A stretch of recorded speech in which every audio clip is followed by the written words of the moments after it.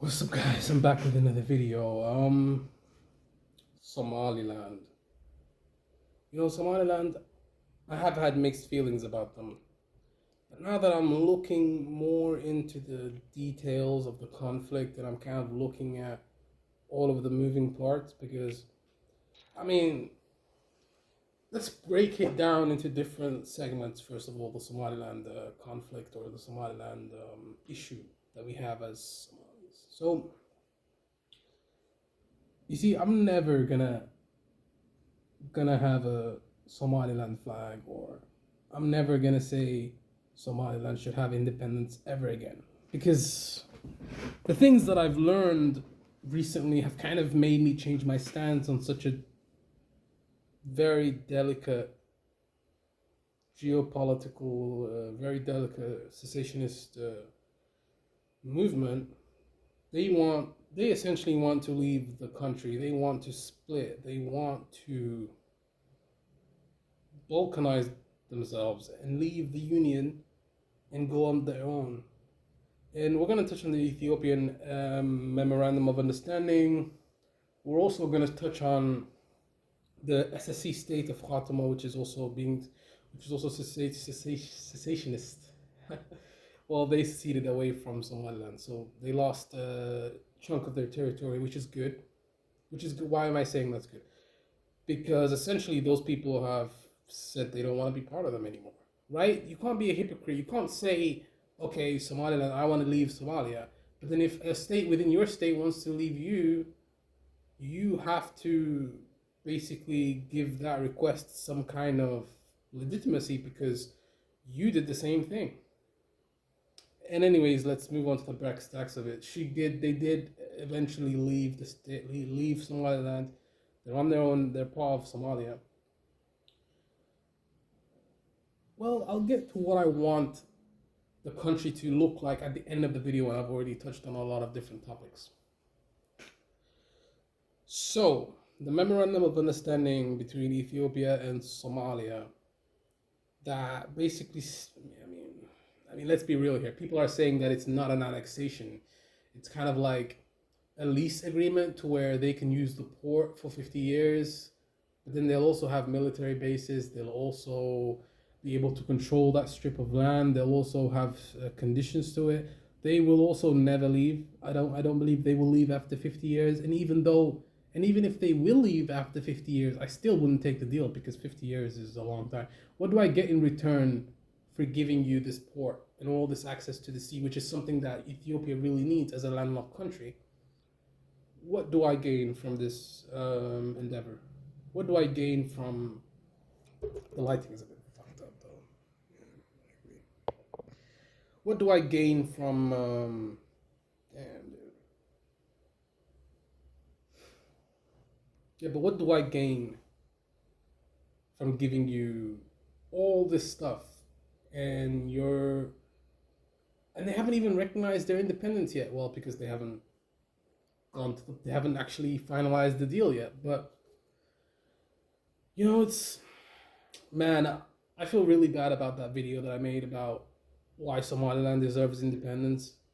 Obviously, there are grievances with Siad Barre, but Siad Barre's dead, dude. He died in 1990 something. He's dead now. So there's nothing we can do to get him. We cannot bring him back to life. We cannot dig his grave back up and punish him. I mean, there's no point of that. We'll just look like savages. Even though we do look like savages to the rest of the world. But that's kind of how they look at us, like savages. They don't respect us either. We're kind of the underclass of every society in the West, basically. Obviously, there's some people that make it out of the mud, like Ilhan Omar. She's a congresswoman, but there's only one Somali congresswoman. I like it though, man. I mean, at least we have someone working for us in America, even though she's not working for us, she's working for America, so that's another topic. Yeah, we don't really have any representation in terms of like politics or any type of well, essentially, why did we leave Somalia? All of these Somali people, why did they leave Somalia? we're scattered around the globe. We're everywhere. We're in Russia. We're in fucking Australia. We're in fucking England. We're an underclass, and we're also never gonna go back. I mean, yeah, yeah.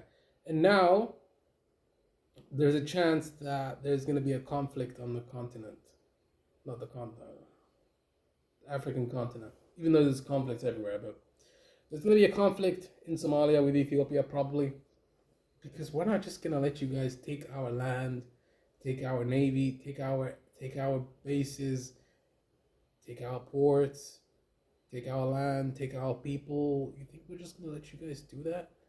I mean, we don't really have big capabilities. We don't have a big army. We're not very powerful. We're quite poor, quite weak, quite divided. Um, yeah, so essentially, let's look at the other flip side of the coin. Well, actually, let's not look at that because Ethiopia is also having problems of their own. They have high debt. They've also got a bunch of rebel groups popping up everywhere.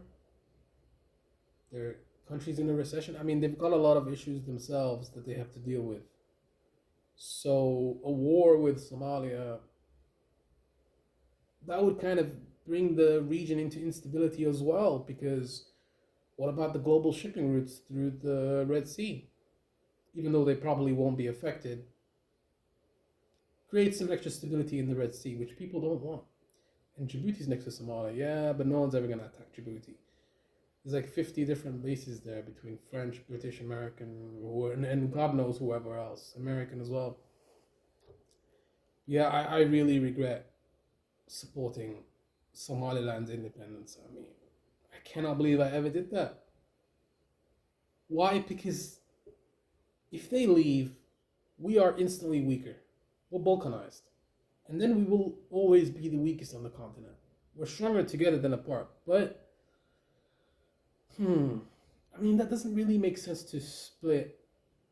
I guess it does, kind of, from their perspective, because they're thinking, like, oh, they massacred some Isaks in 1990s. Some of those people are still alive, though. They're not dead. Some of those people are still alive that committed those atrocities. It's tricky. It's tricky because imagine they were 30 in 1990. Now they'll be like, what, 60? So our parents, like, they're the ones that committed those atrocities. Not specifically my parents or your parents, but they were the ones that committed those atrocities. I'm talking about my generation and their parents, like in terms of um, just thinking about it, like they are the ones that screwed up Somalia, essentially, if you think about it, and his parents before him. Um, and they're the reason why we're in this country and we're in this state. Would I prefer to be in Somalia? Would I prefer to be in Somalia right now? No, I wouldn't, because I don't have the same opportunities there that I would here. Yeah, I probably wouldn't want to. But anyways, guys, thanks for watching.